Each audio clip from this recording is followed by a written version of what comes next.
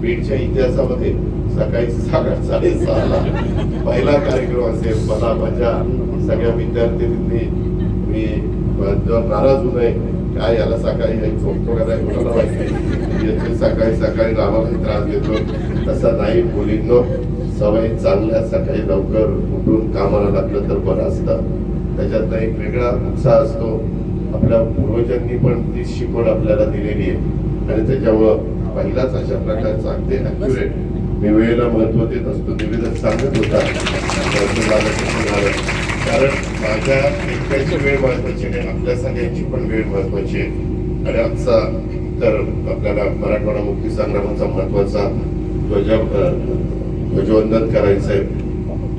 बाकीच्या सगळ्या गोष्टी आहेत त्या आपण करणार आहोत. आज मुख्यमंत्री पण येत आहेत. आज आपण आपली अहिल्यानगर टू बीड अशी रेल्वे पण सुरू करतो. पण त्याच्यात अजून आम्हाला बरेच काम करायचे. काल आमचा आढावा झाला.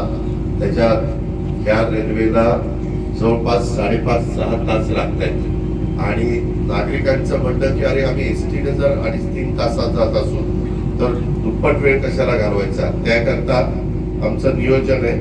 आम्ही ते त्याच्यामध्ये इलेक्ट्रिकची व्यवस्था ही कशी करता येईल, काही अजून छोट्या छोट्या काही गोष्टी आहेत त्याही आम्ही दुरुस्त करतोय. टप्प्याटप्प्याने पुढे जातोय. परंतु बीडकरांना आठवत असेल, कितीतरी निवडणुका आल्या, कितीतरी निवडणुका गेल्या, कितीतरी खासदारकीच्या उमेदवारांनी सांगितलं तुम्ही मला निवडून द्या, मी रेल्वे चालू करतो. पण काही रेल्वे चालू झाली नाही.